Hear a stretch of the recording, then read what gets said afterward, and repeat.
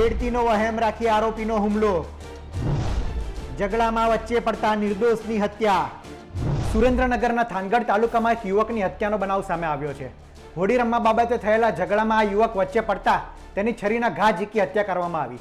હત્યા બાદ આરોપી ફરાર થઈ ગયો છે. જોઈએ સમગ્ર રિપોર્ટ. ધૂળેટીનો તહેવાર એ એકબીજાની જિંદગીમાં રંગ પૂરવાનો તહેવાર છે, પરંતુ થાનગઢ તાલુકાના સરોડી ગામે ધૂળેટીનો તહેવાર રક્તરંજિત બન્યો. ધૂળેટીની સમી સાંજે મનસુખ સરવૈયા નામના યુવક પર આરોપીએ છરી વડે હુમલો કર્યો. ઈજાગ્રસ્ત યુવકને હોસ્પિટલમાં સારવાર માટે ખસેડતા હાજર તબીબે તેને મૃત જાહેર કર્યો. સરોડી ગામના ફરિયાદી શંકરભાઈ સરવૈયાએ થાનગઢ પોલીસ મથકે ફરિયાદ નોંધાવી.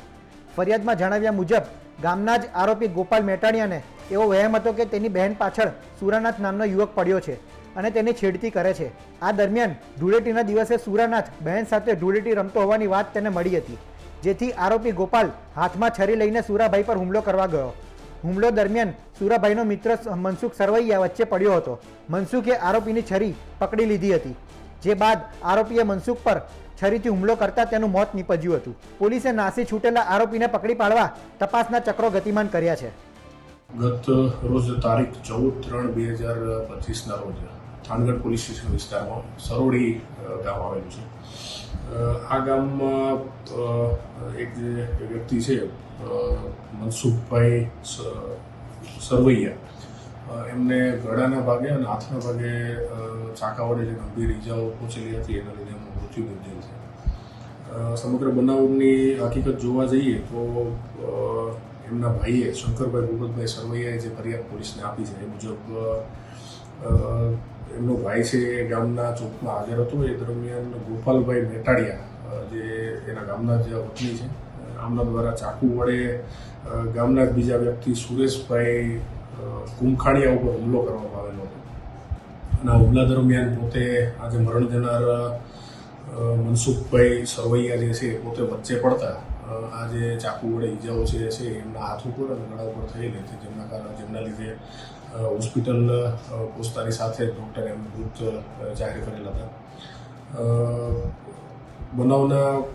બનાવની પાછળનું કારણ જે અમને જાણવા મળેલું છે એ મુજબ આરોપી ગોપાલભાઈ મેટાડિયા, એમની જે બેન છે એ હોળીના દિવસે ઘરે હાજર હતી અને એ દરમિયાન સુરેશભાઈ અને બીજા 2-3 ઈસમો જે છે એ ત્યાં આજુબાજુમાં હોળી રમતા હોય અને હોળી દરમિયાન કોઈ પણ બાબતે એમના ઘરે આવી અને હોળી રમેલા હોય એ બાબતનું મન દુઃખ રાખી અને મારી બેન સાથે કેમ તમે હોળી રમેલા છો અને કેમ મારા ઘરે આવેલા છો એ બાબતને મનમાં રાખી અને એમને મારવા માટે થઈને ગયેલા હતા. અને એ દરમિયાન જ્યારે મરનાર મનસુખભાઈ પોતે વચ્ચે પડેલા ત્યારે એમના હાથ ઉપર અને ગળાના ભાગે એમને ગંભીર ઇજાઓ પહોંચાડી અને એમનું મૃત્યુ નિપજાવેલ છે.